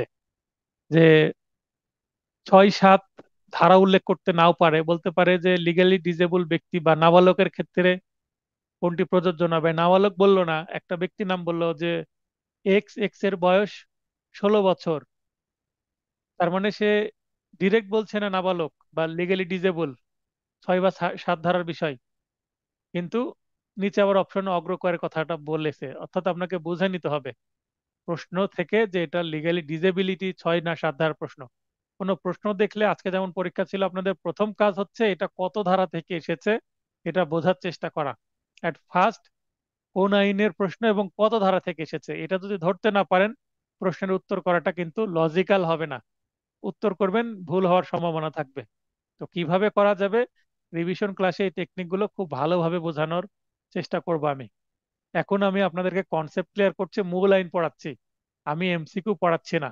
আমি এই নোট থেকে কখনো এমসিকিউ পড়াই না। রিভিশন ক্লাসে গিয়ে আমি এমসিকিউ পড়াই। এবং যখন কেউ কোনো ক্লাস টেস্টের প্রশ্ন নিয়ে আমাকে কমপ্লেন করবে যে এই প্রশ্নে আমার মনে হচ্ছে সমস্যা আছে, বা আমি বুঝতে পারছি না, তখন আমি কিন্তু ক্লাস টেস্টের সলিউশন ক্লাস নেই। আমি দেখবেন যে লিস্ট দিয়ে দিয়েছি 1 থেকে 59টি ভিডিওর, মানে ব্যাচ 1 এবং ব্যাচ 2 এর, সেখানে সলিউশন ক্লাসও আছে কিছু। তো যেমন গত পেনাল কোডের প্রশ্নটা অনেক হার্ড ছিল, কিন্তু কেউ আমাকে বলেননি যে স্যার এই প্রশ্নটা একটু বুঝিয়ে দেন। তার মানে যখন সলিউশন দিয়ে দিয়েছি সবাই বুঝে গেছেন। এটা আপনাদের প্রবলেম। একটা কি প্রবলেম, যে কোনো প্রশ্নের সমস্যা থাকলে আপনারা বলেন না। যেমন গত রিটেন ক্লাসে আব্দুল মাজিদ ভাই বললেন যে স্যার, একটা রিটেন প্রশ্নের শুরুতে আমার উত্তরটা আমি বুঝতে পারছি না, কিভাবে করব। এইটা আমি আজকে মানে ভোরে সেহরির পরে আমি বসে সেই সলিউশনটা দিয়ে দিয়েছি। সেখানে উল্লেখ করা আছে যে কিভাবে উত্তরটা করতে হবে। উনি বললেন, দিয়ে দিলাম। না বললেও আমি দিয়ে দিতে পারতাম। তো আপনার প্রয়োজনটা কোথায়, প্রবলেমটা, সেটা আমাকে তো প্রকাশ করতে হবে। দুর্বলতা যদি প্রকাশ না করেন, পরীক্ষা না দিলে বা দুর্বলতা বুঝতে পারবেন না নিজের। পরীক্ষা না দিলে দুর্বলতা বুঝতে পারবেন না। উদাহরণ দিই, ডাক্তারের কাছে গেলেন, ডাক্তার সাহেবকে বললেন যে আমার এই সমস্যা ওই সমস্যা, ডাক্তার সাহেব 2-3টা পরীক্ষা দিলেন, আপনি বিরক্ত হলেন। ডাক্তারের কাছে গেছি, ফি দিচ্ছি, আবার টেস্ট করাতে টাকা পয়সা খরচ হচ্ছে। তো অনেকেই টেস্ট দিলে অনেক সময় বিরক্ত হন, অনেক সময় টেস্ট অনৈতিক ভাবেও দেয়। এটা আমি নিজেও অনুভব করি। তো আবার অধিকাংশ ক্ষেত্রেই কিন্তু টেস্টের প্রয়োজনীয়তা আছে, কারণ টেস্ট দেখেই বুঝতে পারবেন অ্যাকচুয়াল প্রবলেমটা। রক্তের টেস্ট দিতে পারেন, ইউরিনের টেস্ট দিতে পারেন, তারপরে এক্স রে দিতে পারেন, আলট্রাসোনোগ্রাফি দিতে পারেন, ইসিজি দিতে পারেন, বিভিন্ন ধরনের প্যাথোলজিক্যাল, তারপরে রেডিওগ্রাফিক্যাল টেস্ট থাকে। তো সেটার উপর ভিত্তি করে ডাক্তার বুঝতে পারেন যে কোথায় প্রবলেম। তাহলে সর্ব অঙ্গে ব্যথা, ওষুধ দিব কথা। তো ব্যথা যদি সব জায়গায় বলেন, তাহলে ডাক্তারকে কিন্তু বুঝতে হবে ঠিকভাবে। মানে ডাক্তারকে যদি ঠিকভাবে আপনি এক্সপ্লেন করতে না পারেন আপনার রোগের বিষয়টা, রোগের ইতিহাসটা বা সিমটম বা উপসর্গ, ডাক্তার কিন্তু ভালো ট্রিটমেন্ট দিতে পারবেন না। তাই ডাক্তার টেস্ট দেন, টেস্ট দিয়ে সেটা আরো ভালোভাবে বোঝার চেষ্টা করেন, তারপরে ওষুধ দেন। তো আপনাদের টেস্ট, ক্লাস টেস্ট নিচ্ছি বারবার, আপনারা দিচ্ছেন না। আপনারাও বুঝতে পারছেন না কি সমস্যা, আমিও বুঝতে পারবো না কি সমস্যা। তাহলে আমি বারবার বলছি যে টেস্টে দিবেন, ক্লাস টেস্ট। ক্লাস টেস্ট দিতে আপনার অতিরিক্ত তো টাকা লাগছে না। অনেক কোচিং এ আছে, দেখবেন যে মূল কোর্সের বাইরে শুধু পরীক্ষা দেওয়ার জন্য 100 টাকা 50 টাকা করে কোর্স ফি নাই। মানে কোর্স ফির সাথে অ্যাড হয় ওই ক্লাস টেস্টের ফি নাই, পরীক্ষার ফি। তো সেটা আমি তো নিচ্ছি না, কিন্তু আপনারা ফ্রি ফ্রি ক্লাস টেস্ট দিচ্ছেন। আবার অনেকে কি করেন, ক্লাস টেস্ট দেন না কিন্তু প্রশ্ন ঠিকই দেখছেন, ডাউনলোড করে প্রিন্ট করে রাখছেন। লাভ হবে না কো। কেননা আপনি প্র্যাকটিস যদি না করেন, প্রশ্ন কালেকশন করে লাভ হবে না। বাজারে তো অনেক গাইড আছে, সেখানে অনেক এমসিকিউ প্রশ্ন আছে, অনেক মডেল টেস্ট আছে, সেগুলো কিনে বাসায় ফেলে রাখলেন, শুধু পড়লেন, সেটা হবে না। আপনি নিজে পরীক্ষা দিলেন, আরেকজন যখন দেখে দিবে আপনাকে, আমি যেমন আপনাকে দেখিয়ে দিচ্ছি পরীক্ষাটার প্রশ্নটা আমি কার কেমন হচ্ছে পরীক্ষা, সেটার রেজাল্ট দিচ্ছি। এটা একটা প্রসেসের মধ্যে দিয়ে যাওয়া, দীর্ঘদিন ধরে। এইটা প্রায় 1 বছর হয়ে গেল। 24 সালে পরীক্ষা হলে এতদিন তো এই কোর্স করানো থেকে আমিও দায়মুক্ত হতাম। তো আমিও কিন্তু প্রথম ব্যাচকে আমি প্রায় 1 বছর টেনে নিয়ে আসছি, সেই 5,000 টাকা কোর্স ফি। অনেকে আবার কিছু ডিসকাউন্টও পেয়েছেন। তো এই কোর্স ফিতে একটা নোট দিয়েছি আপনাদের, আবার দীর্ঘদিন টেনে নিয়ে যাচ্ছি। আরো সামনে 1 মাসের বেশি সময় আমি আপনাদেরকে সাপোর্ট দিব। কিন্তু অনেকেই সাপোর্ট নিয়েছেন, অনেকে আবার সাপোর্ট নেননি। তো যারা সাপোর্ট নেননি তারা কি করেছেন, সময়ের 1 ফোর, অসময়ের 10 ফোর। এটার অর্থ কি, আপনি পাহাড় সমান সমস্যা মানে জমা করে রেখেছেন, সময়ের কাজ সময়ে করেননি, তাহলে আপনার আর সমস্যা হতো না। তো যাই হোক, যা হয়েছে। আর এই 1.5 মাসের মতন কেউ ফাঁকি দিবেন না। অন্তত আগামী পরীক্ষা থেকে দেওয়া শুরু করবেন। আমি নোটিশ দিয়ে দেবো, আগামী পরীক্ষা না দিলে তার মানে অ্যাডমিশন ক্যান্সেল হয়ে যাবে। পরীক্ষা না দিলে অ্যাডমিশন ক্যান্সেল হয়ে যাবে। কেননা আজকে দেখলাম যে আমার স্টুডেন্ট সংখ্যা 70-র মতো, কিন্তু প্রায় 20 জনের মতো পরীক্ষা দিচ্ছেন, 50 জনই পরীক্ষা দেননি। তাহলে বাকি 50 জনের দায়িত্ব আমি কি করে নিব বলেন। আমি কষ্ট করে প্রশ্ন তৈরি করছি, কিন্তু আপনারা পরীক্ষা দিচ্ছেন না। তো অগ্রগতিটা কি বলছিলাম, অগ্রক্রয় হচ্ছে, মনে করেন আমার ভাই সম্পত্তি বিক্রয় করছে, স্থাবর সম্পত্তি, আমি সেই সম্পত্তিটা ক্রয় করতে পারবো, কারণ আমি পরিবারের ব্যক্তি, আমি আত্মীয়। তাহলে নিকট আত্মীয়র কাছে আগে প্রস্তাব দিতে হবে যে আমার একটা সম্পত্তি আমি বিক্রয় করছি, নিবেন কিনা বা নিবে কিনা। তো নিকট আত্মীয়রা যদি নিতে সমর্থ না হয় বা দাম দরে না হয়, নিকট আত্মীয়রা দাম কম বলছে কিন্তু বাজার দর বেশি, আমি চাচ্ছি 10 লক্ষ টাকা কিন্তু নিকট আত্মীয় বলছে 8 লক্ষ টাকা, 2 লক্ষ টাকা আমার লস হচ্ছে, তাহলে হয়তো বা আমি ন্যায্য মূল্য না পাওয়ার কারণে নিকট আত্মীয়কে দিচ্ছি না, কিন্তু আমি প্রস্তাব দিয়েছিলাম। কারণ তাদের এটা ক্রয় করার একটা আগে অধিকার আছে তাদের, এটাকে বলা হচ্ছে প্রিয়াম্পশন বা অগ্রক্রয়। দ্বিতীয়ত হচ্ছে, আত্মীয় স্বজনের মধ্যে যদি কেউ না থাকে, কেনার মতন সামর্থ্য না থাকে বা কেউ ইন্টারেস্টেড না হয়, তাহলে কি করতে হবে, ওই জমির চারিদিকে যাদের সম্পত্তি আছে, পশ্চিম পূর্ব উত্তর দক্ষিণে, তো যাদের সম্পত্তি আছে তাদেরকে প্রস্তাব দিতে হবে। তার মানে নিকটাত্মীয় এবং চৌহদ্দি মানে আশেপাশে যাদের সম্পত্তি, তাদের প্রস্তাব দিতে হবে। কেন এটা? কারণ আপনার সম্পত্তির পাশে যার সম্পত্তি আছে তাকে যদি সম্পত্তিটা দেন তাহলে তার সুবিধা হবে, প্লট একটা হয়ে যেতে পারে, তার যাতায়াতের সুবিধা হতে পারে। অথবা আপনি যদি অন্য কাউকে দেন, এখানে আরেকটা ব্যক্তি এসে কি পাশাপাশি সম্পত্তি থাকলে প্রবলেম হয় দুইজনের, সে প্রবলেমটা সৃষ্টি হতে পারে।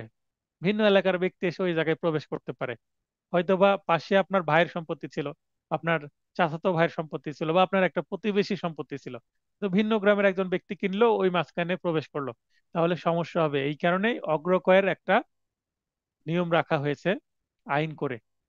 তো অগ্রক্রয়ের ক্ষেত্রে কিন্তু এই 6-7 ধারা মানে লিগ্যাল ডিজেবিলিটি কাজ করবে না, সুবিধা পাবে না। অপরাগত অবসানের পর অতিরিক্ত 3 বছর সময় পাওয়া যাবে, অতিরিক্ত 3 বছর, অর্থাৎ যে লিগ্যালি ডিজেবল ছিল সে যখন সুস্থ হলো, তারপরে সে মাত্র অতিরিক্ত সময় 3 বছর পাবে। আচ্ছা, অতিরিক্ত সময় 3 বছর পাবে, এটা একটা হিসাবের নিয়ম এখানে আমি দিয়ে দিয়েছি। মনে রাখতে হবে, যদি অবশিষ্ট সময় 3 বছর বা এর বেশি হয়, তবে আট ধারা মতে কোনো অতিরিক্ত সময় পাবে না। মনে করেন যে, যেমন 3+0=3 বছর, বা 4+0=4 বছর, 5+0=5 বছর, 6+0=6 বছর, 7+0+7 বছর, 8+0=8 বছর। এইগুলো দ্বারা কি বুঝিয়েছি আমি? মনে করেন একজন নাবালক ছিল, বা মেন্টালি অ্যাবনর্মাল ছিল, বা ইডিয়ট ছিল, ওই সময় তার একটা মামলা করার তামাদির মেয়াদ শুরু হয়ে গেছে, মানে তার অধিকার তৈরি হয়েছে। ওই সময় তার একটা মামলা করার তামাদির মানে মামলা করার একটা অধিকার জন্মেছে। কিন্তু সে যেহেতু লিগ্যালি ডিজেবল, তাই তার ঘড়ি থেমেছিল, মানে তামাদের মেয়াদ গণনা আরম্ভ হয়নি। কিন্তু যেদিন সে সুস্থ হলো বা সাবালক হলো, সেদিন থেকে তার ঘড়ি চলতে শুরু করলো বা তামাদের মেয়াদ চলতে শুরু করলো। তখন দেখতে হবে যে সে কতদিন সময় তার পার হয়ে গেছে লিগ্যালি ডিজেবল অবস্থায়, এবং অ্যাকচুয়ালি কতদিন সময় আছে। এই সময়টা যদি 3 বছর থাকে, তাহলে তো তার তো আর অতিরিক্ত সময় দরকারই হচ্ছে না। তার মানে অ্যাডিশনাল টাইম হবে 0 ইয়ার্স। 4 বছর থাকলেও জিরো, 5 বছর মানে 3 বা তার বেশি হলে জিরো যুক্ত হবে। যে এখানে 0 0 0 করেছে, এগুলো হচ্ছে অ্যাডিশনাল টাইম, মানে আট ধারা অনুসারে সে অতিরিক্ত কোনো সময় পাবে না। পরে ক্ষেত্রে আর যদি অবশিষ্ট সময় 3 বছরের কম হয়, তবে আট ধারার মতে সর্বোচ্চ 3 বছর অতিরিক্ত সময় পাবে। এই অতিরিক্ত সময়টা 3 বছর, অর্থাৎ 3 বছর হতে যতটুকু বাকি আছে সময়, ততটুকু তাকে দিতে হবে। যেমন 2 বছর অ্যাকচুয়াল সময় তার আছে, সে সুস্থ হওয়ার পর দেখছে আমার একটা মামলা করার সময় হয়েছিল, ওই সময় আমি কি ছিলাম, নাবালক ছিলাম, কিন্তু এখন 18 বছর পূর্ণ হলো আমার, আজকে 18 বছরের বার্থডে পালন করলাম।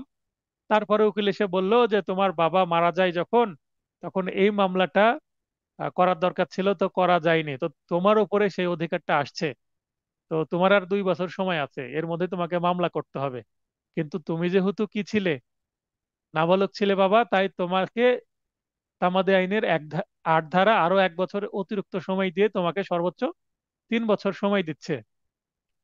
এখন যদি দেখা যায় যে এই ছেলেটার জন্য সময় আছে 1 বছর অ্যাকচুয়াল টাইম, সেক্ষেত্রে তামাদি আইনের 8 ধারা তাকে আরো 2 বছর দিবে, দিয়ে 3 বছর দিয়ে দিবে ম্যাক্সিমাম। আর যদি দেখে যে একদিনও সময় নাই, মানে তামাদি আইনের সময় অনেক আগে পার হয়ে গেছে পুরোটাই, কিন্তু যেহেতু সে লিগ্যালি ডিজেবল ছিল তার জন্য তো ঘড়ি থেমেছিল, তখন 6 এবং 7 ধারা বলছে যে এক মানে তার একদিনের সময় নষ্ট হবে না। কিন্তু 8 ধারা বলছে না, এটা করলে হবে না, তাকে ম্যাক্সিমাম 3 বছর দিতে হবে, মামলা যেটাই হোক না কেন। বাস্তবে যদি 12 বছরের সময় থাকে, যেমন এসআর অ্যাক্টের 8 ধারায় 12 বছর সময় পাওয়া যায়, কিন্তু এই নাবালক যদি 12 বছরের মধ্যে 12 বছরই কি পার হয়ে যায় তার নাবালক বা লিগ্যাল ডিসেবিলিটির কারণে, 12 বছর পরে সে দেখছে অ্যাকচুয়াল টাইম 0 হয়ে গেছে, তখন তামাদি আইনের 8 ধারা তাকে 3 বছর অতিরিক্ত সময় দিবে। আশা করছি বুঝতে পেরেছেন। 8 ধারার উদ্দেশ্য হচ্ছে 6 এবং 7 ধারা অনুসারে যেন আনলিমিটেড টাইম না পায়, টাইমটাকে লিমিটেড করে 3 বছরে এসে সীমাবদ্ধ করা। এতটুকু বুঝলেন কিনা? 8 ধারার বিষয়টা বুঝলেন কিনা? এই ক্যালকুলেশন, গাণিতিক হিসাব বুঝলেন কিনা? অনেকের মাথায় আবার গণিত প্রবেশ করে না, তাই আগার আগের নোটে কিন্তু এই মনে রাখতে হবে এই অংশটুকু ছিল না, 24 সালের নোটে এটা অ্যাড হয়েছে। এই জায়গাটা কেউ বুঝতে না পারলে প্রশ্ন করেন। বিআর একটা কিন্তু এভাবে বোঝানো নাই, অন্য গাইডেও বোঝানো নাই।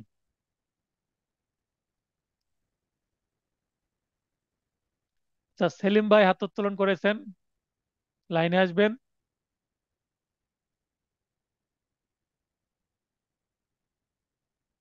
সেলিম ভাই। হ্যাঁ স্যার। হ্যাঁ বলেন। স্যার এইগুলো একটু আরেকবার একটু বলেন স্যার, একটু বুঝতে পারতেন না স্যার। মাথায় ঢুকছে না তাই না? না স্যার, ঢুকছে না স্যার মাথায়। আচ্ছা, তাহলে 8 ধারা আর একটু বোঝাই। মনে করেন উদাহরণ দেওয়া আছে এখানে, এ নাবালক থাকাকালে একটি মিরাস আদায়ের জন্য মামলা করার অধিকার প্রাপ্ত হয়। ঠিক আছে, তাহলে এ হচ্ছে জি একজন স্যার। ব্যক্তি, মনে করেন এ হচ্ছে নাম হচ্ছে আকাশ। তো জি স্যার। আকাশ যখন সে নাবালক ছিল তখন একটা মিরাস আদায়ের জন্য মামলা করার অধিকার তার প্রাপ্ত হয়। মানে ওই সময় হয়তো বা বাবা মারা গেছে, তাই বাবার সম্পত্তির সে উত্তরাধিকার হয়ে গেছে, তাই জি সম্পত্তির সাথে স্যার। সম্পত্তির মামলা করার অধিকারও তার ঘাড়ের উপরে চেপেছে। এখন দেখা যাচ্ছে এর 11 বছর পর সে সাবালক হয়, তার মানে তার বয়স তখন কম ছিল, 7 বছর ছিল। জি স্যার। 7 বছর আর 11 যুক্ত করলে 18 হবে, তাই না? জি স্যার। আচ্ছা, সাধারণ আইন অনুসারে মানে সে যদি নাবালক না হতো, নাবালক না হলে কি হয়, তার মামলা দায়ের করার জন্য মাত্র 1 বছর সময় অবশিষ্ট আছে। মিরাজ আদায়ের জন্য তামাদির মেয়াদ হচ্ছে 12 বছর, এটা আইনে জি বলা স্যার। আছে। হ্যাঁ, এটা জি স্যার। আমাদের অনুচ্ছেদে দেখতে হবে। তো জি সে স্যার। যদি নাবালক না হতো, তাহলে 11 বছর পার হয়ে গেছে, তাহলে আর মাত্র 1 বছর তার জন্য সময় থাকতো, অবশিষ্ট সময়। বুঝলেন কি না? জি স্যার। জি স্যার। তাহলে সে নাবালক অবস্থায় 11 বছর নষ্ট করে ফেলেছে। আমাদের মেয়াদ অনুচ্ছেদ অনুসারে 12 বছর, তাহলে এই 12 থেকে 11 বছর পার হয়ে গেলে থাকে অবশিষ্ট 1 বছর। এক এতটুকু বছর বুঝলেন কিনা? হ্যাঁ। জি স্যার। কিন্তু ধারা 6 ও 8 এর বিধান অনুসারে, 6 ধারা বলছে সে যেহেতু নাবালক তাকে সুবিধা দেওয়া হোক, তার ঘড়ি থেমে থাকবে, তার তামাদের মেয়াদ পার হবে না। তা 8 ধারা জি স্যার। বলছে পার হলেও তাকে অতিরিক্ত 3 বছরের বেশি সময় দেওয়া ঠিক হবে না। তাহলে 6 ধারা জি 8 ধারা একসাথে আসবে এখানে। 6 ধারা দিবে সুবিধা, আর 8 ধারার সুবিধাকে আবার কমিয়ে 3 বছরে লিমিটেড করে দিবে। ঠিক আছে? স্যার। তাহলে সর্বোচ্চ 3 বছর দিতে হলে একের সাথে কত যুক্ত করলে 3 হয়? দুই। তাহলে আরো 2 বছর অতিরিক্ত সময় পাবে। অর্থাৎ নাবালক হওয়ার তারিখ হতে পরবর্তী 3 বছরের মধ্যে যে কোনো সময় সে মামলা করতে পারবে। আর নাবালক হয়ে সাবালক হওয়ার পর, অর্থাৎ সে 18 বছরে বার্থডে পালন করলো, এ আকাশ স্যার। বা এ, করার পর 3 বছর পার করে দিলে সে কিন্তু আর মামলা করতে পারবে না। 3 বছরের হ্যাঁ। মধ্যে করতে হবে, মানে তার বয়স 21-এর মধ্যে করতে হবে। 21 বছর যখন হয়ে যাবে, যেদিন বার্থডে পালন আর করবে, সেদিন কিন্তু আর আর হবে না। মামলা করার অধিকারও সে পুরোটাই নষ্ট করে ফেললো। তখন জি 3 ধারা স্যার। এসে বলবে আর তোমাকে আর সুযোগ দেওয়া হবে না, কারণ জি তুমি স্যার। পুরো সময়টাই নষ্ট করে ফেলেছো। 6 ধারা সুবিধাও নিতে পারোনি, তাই 3 ধারাই বারিত হয়ে যাবে। এটাকে দেখেন, ব্যাখ্যা দিয়েছি যেটা বিয়ার একটা নাই। মিরাজ আদায়ের জন্য মামলা করার তামাদের মেয়াদ 12 বছর, জি প্রকৃত স্যার। মেয়াদ 12 বছর থেকে মাইনাস অতিরিক্ত অতিবাহিত সময়, মানে যেটা পার হয়ে গেছে 11, তাহলে 1 বছর অবশিষ্ট সময় এটা অলরেডি উপরে বললাম। তাহলে 8 ধারার মতো অতিরিক্ত সময় পাবে 2 বছরের সাথে 1 বছর যুক্ত করে 3 বছর, মানে সমান সমান 3-এর বেশি হওয়া যাবে না জি বর্তমানে স্যার। মামলা করার সময় পাবে। ঠিক আছে। জি স্যার। আরেকটা উদাহরণ দেই। এ উন্মাদ থাকাকালে, উন্মাদ মানে কি, লিগালি ডিজেবল, পাগল। একটি বংশগত পদ লাভের জন্য মামলা করার অধিকার প্রাপ্ত হয়। এর 6 বছর পর সে সুস্থ হয়। সাধারণ আইন অনুসারে তার মামলা করার জন্য 6 বছর অবশিষ্ট আছে, কারণ বংশগত পদ আদায়ের জন্য মামলা করার তামাদির মেয়াদও কি 12 বছর।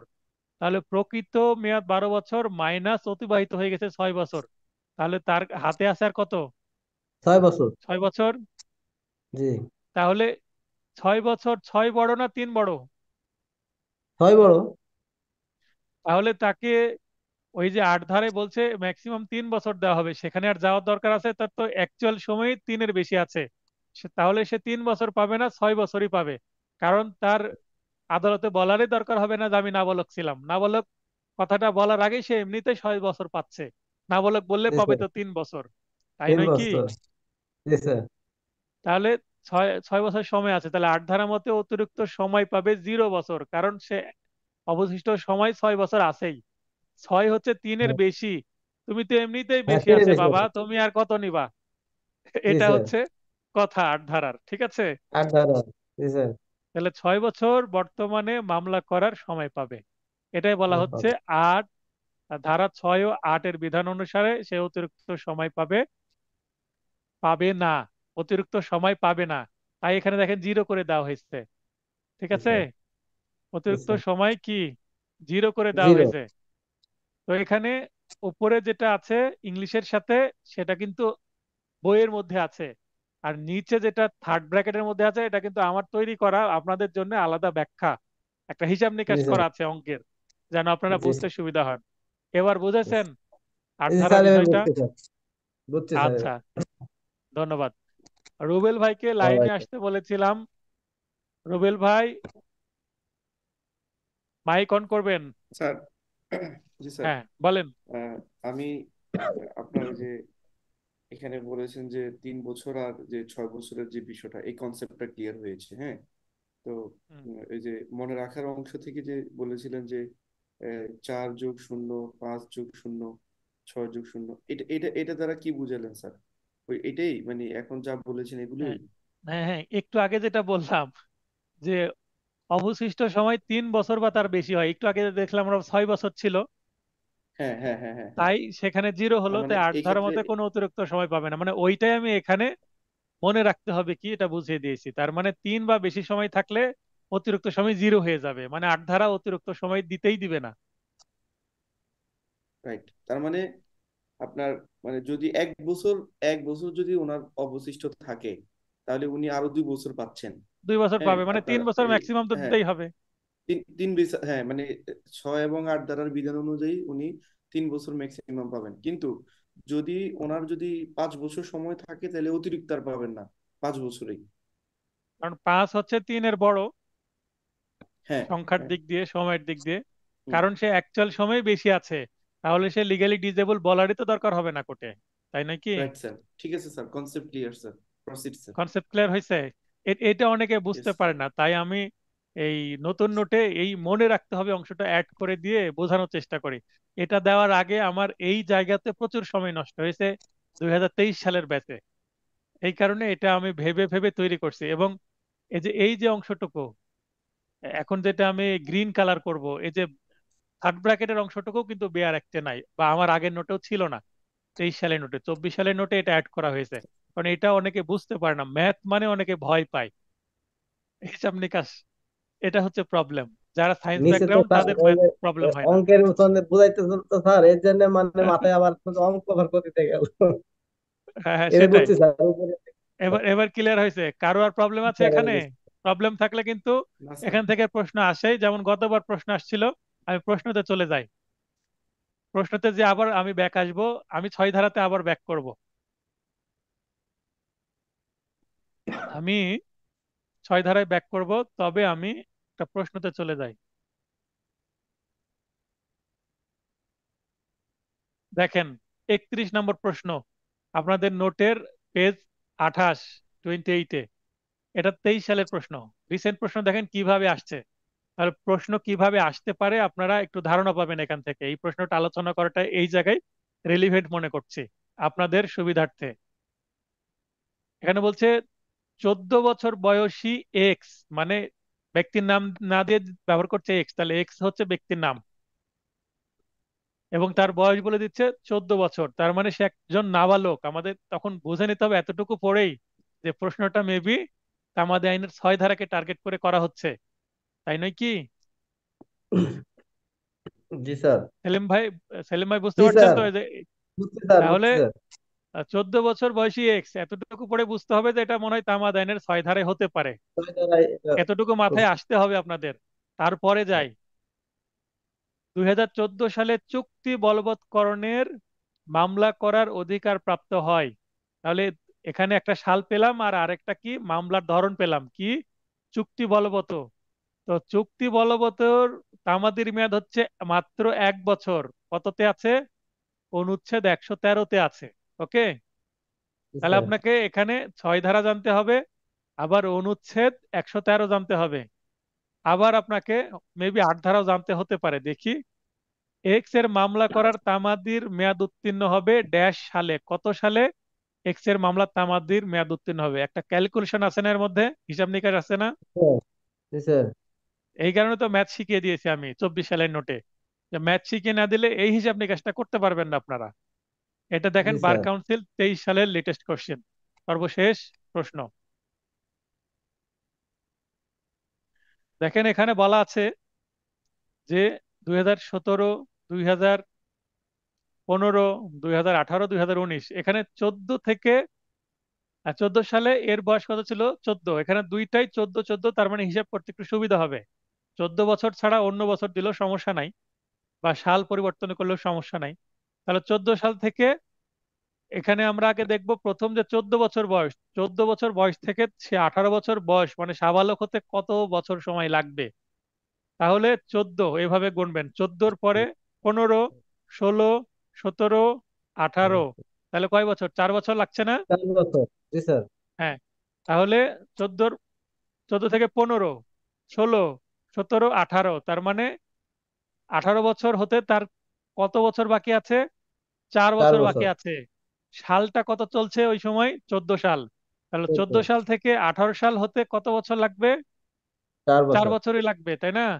তার জি মানে স্যার। এবার সাল চিন্তা করবো, 2015, 16, 17, 18, তার মানে ওই 4 বছরে 18 সাল, তার মানে এই 14 বছর বয়সী এক্স সাবালক হবে 2018 সালে। এতটুকু ঠিক আছে কিনা? জি স্যার। এবার তাহলে 18 সালে এসে এসে দেখলো যে 14 সালে চুক্তি বলবৎ করার একটা মামলা সে অধিকার প্রাপ্ত হয়েছে। হয়তোবা তার বাবার সাথে একটা চুক্তি ছিল অন্য কারো, তার বাবা 2014 সালে মারা গেছে, তো ওই সময় তাকে বঞ্চিত করছিল অপরপক্ষ, চুক্তি ভঙ্গ করছিল। তাই এই চুক্তি জি বলবৎ স্যার। করার জন্য এক্স কে মামলা করতে হতো 2014 সালে। 2014 সাল থেকে অপরপক্ষ বঞ্চিত করছে এক্স কে। তাই যখনই সে বুঝলো বা উকিল বুঝিয়ে দিল এক্স কে যে এই তাদের বিজনেস যে ছিল বিজনেস থেকে সে আর টাকা পাচ্ছে না, তার মানে চুক্তি ভঙ্গ করছে অপরপক্ষ, বেইমানি করছে, তাহলে 2018 সালে সে যেহেতু সাবালক হলো তার সাথে আলোচনা করবে উকিল, করে জি বলবে স্যার। কি যে চুক্তি প্রবল বা চুক্তি বলবৎ করা এসআর অ্যাক্টের 12 ধারায় মামলা করার করতে হবে তোমাকে, এবং যেটার তামাদের মেয়াদ তামাদি আইনের অনুচ্ছেদ 113-তে আছে 1 বছর। আগে ছিল 3 বছর, কিন্তু 2004 সালে সেটা করে দিয়েছে 1 বছর, অ্যামেন্ডমেন্ট করে। তো এই 1 বছর সময় আছে, ঠিক আছে? জি স্যার। এক্স এর মামলা করার তামাদি উত্তীর্ণ হবে কত সালে? 2018। 2018। কেন? এখানে উত্তর হবে 2019। কেন 19 স্যার। হবে? এখানে 8 ধারা অনুসারে কেন 3 বছর দেওয়া হচ্ছে না বলেন? কে বলবেন? তাহলে 18 থেকে 3 বছর, 21 সাল তো অপশনে থাকা উচিত ছিল। 21 সাল দিলে আরো কনফিউজ হতো অনেকেই, এবং অনেকেই 21 পূরণ করতো। ফারুক হোসেন বলেন।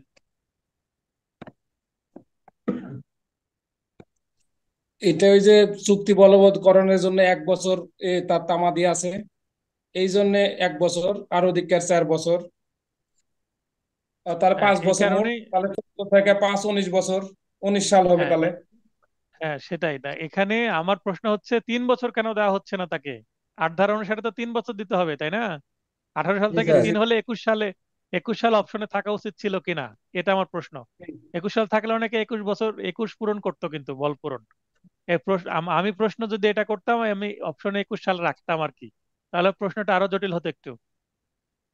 ও, মানে অগ্রকয়ের ক্ষেত্রে যে 3 বছর যে পাচ্ছে, সে 3 বছর এখানে অ্যাড হচ্ছে না কেন, প্রশ্ন এটা।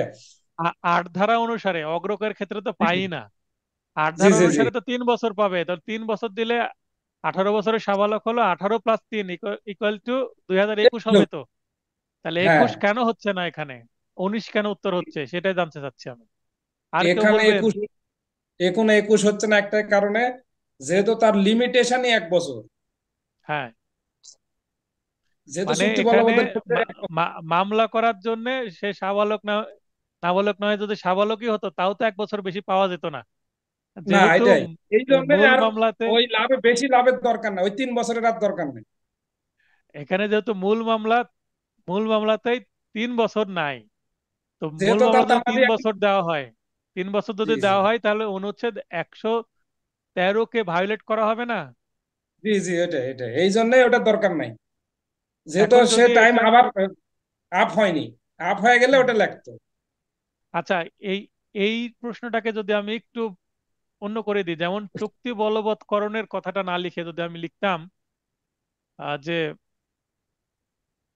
স্থাবর সম্পত্তির খাস দখল উদ্ধার, মানে এসআর অ্যাক্টের 12 ধারা মামলার করা, মানে সরি, 8 ধারা মামলা করার কথা যদি বলতাম, তাহলে আর কত ধরে সাল মামলা করলে উত্তর তাহলে হতো? 12 বছর, তাহলে বারো হ্যাঁ, বছর 12 বছর। তাহলে চার 12 বছর বছর চলে হলে গেছে, 12 বছর থেকে 4 বছর চলে গেছে, তাহলে থাকতো কত, জি 8 স্যার, বছর তাহলে 8 আট বছর। বছর তাহলে 18 থেকে 8 যুক্ত হয়ে যেত, 18-র সাথে 8 যুক্ত করলে কত হবে? 26, তখন ওখানে 2026 ছাব্বিশ লেখা সাল থাকতো। হয়ে যেত তখন।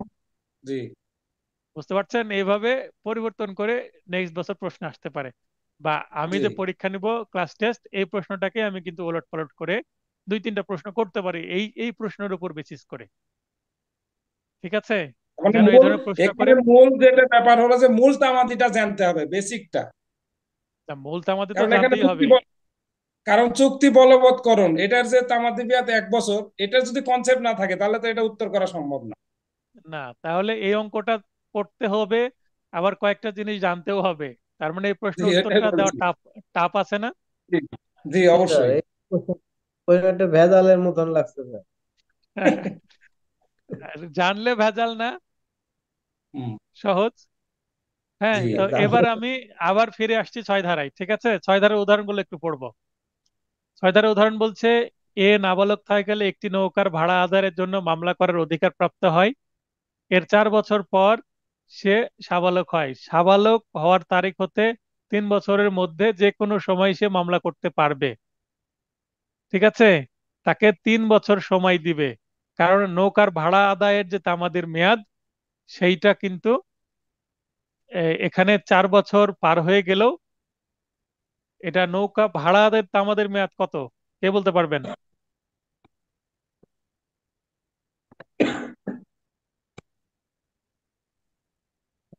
ভাড়া আদায়ের তামাদের মেয়াদ হচ্ছে 6 বছর। হ্যাঁ, তো 6 বছরের মধ্যে 4 বছর চলে গেছে, থাকে হচ্ছে 2 বছর। আর 2 বছর যেহেতু আছে, তাই 1 বছর এক্সটেন্ড করে 3 বছর 8 ধারা অনুসারে দিচ্ছে। এই উদাহরণগুলো এই কারণে পরে পড়ছি, 8 ধারা আগে না পড়লে এই উদাহরণগুলো বুঝবেন না। ঠিক আছে, এরপরে উদাহরণ, জেড নাবালক থাকাকালে একটি মামলা করার অধিকার প্রাপ্ত হয়। এরপর সে নাবালক থাকাকালে উন্মাদ হয়ে যায়। কি জ্বালা! নাবালক ছিল, নাবালক থাকাকালে আবার পাগল হয়ে গেছে। তার নাবালকত্ব ও উন্মাদ, মানে এবার লিগ্যাল ডিজেবিলিটি তার দুইটা, নাবালকও আবার উন্মাদ। এই দুইটার অবস্থার অবসানের তারিখ হতে জেড এর বিরুদ্ধে তামাদির মেয়াদ গণনা শুরু হবে। এই প্রশ্নটা কিন্তু আসে। তার মানে শুধু সে সাবালক হলে হবে না, মাথাটাও ঠিক হতে হবে। এক্স নাবালক থাকাকালে একটি মামলা করার অধিকার প্রাপ্ত হয়। এক্স নাবালক থাকাকালে মারা যায় এবং তার নাবালক পুত্র ওয়াই উত্তরাধিকারী হয়। এখানে একটা মজার কৌতুক আছে, কে বলতে পারবেন কৌতুকটা কি এই লাইনের মধ্যে? এই উদাহরণের মধ্যে একটা কৌতুক আছে মজার, এটা যদি বলে দিই তাহলে মজা পাবেন। উয়াইয়ের নাবালকত্ব অবসানের তারিখ হতে উয়াইয়ের বিরুদ্ধে তামাদির মেয়াদ গণনা শুরু হবে। তাহলে দেখেন, এখানে পিতা এক্স আর পুত্র হচ্ছে ওয়াই। পিতা মারা গেল নাবালক থাকা অবস্থায়, তাহলে তার জন্য তামাদির মেয়াদ একদিনও আরম্ভ হয়েছিল না। এবং তার পুত্র ওয়াই যখন অধিকার প্রাপ্ত হয় তখন সেও নাবালক ছিল। তারপরে ওয়াইয়ের যখন নাবালকত্ব অবসান হবে, নাবালকত্ব অবসান শব্দের অর্থ কি? নাবালকত্ব অবসান শব্দের অর্থ সে সাবালক হয়ে গেছে, এটা কিন্তু তা বলো। বুঝতে হবে আপনাদের। তো ওয়াইয়ের নাবালকত্ব অবসানের তারিখ হতে ওয়াইয়ের বিরুদ্ধে তামাদির মেয়াদ গণনা শুরু হবে, ঠিক আছে? তাহলে এখান থেকে প্রশ্ন আসলে এই যে এই এতটুকু থাকবে না প্রশ্নের মধ্যে, ঠিক আছে? আর বাকি হলুদ যতটুকু করা আছে এতটুকু প্রশ্নে দিয়ে দিবে। আর এই যতটুকু পিঙ্ক এবং অরেঞ্জ করলাম এতটুকু অপশনে থাকবে। আচ্ছা, এখানে কৌতুকটা কি? যে এক্স নাবালক থাকাকালে মারা যায় এবং তার নাবালক পুত্র, তার মানে এক্স হচ্ছে অল্প বয়সে বিয়ে করেছে এবং বাচ্চাও হয়েছে তার। বুঝতে পারলেন কি? সেলিম ভাই বুঝতে পারলেন? জি স্যার, বুঝতে পারছি স্যার। মনে করেন 14-15 বছর বয়সে ছেলেটা বিয়ে করছে, পরে আবার মারা গেছে আর বাচ্চা তার আছে। পুত্রও হয়েছে। না, এখানে এক্স যে পুরুষ তা নাও হতে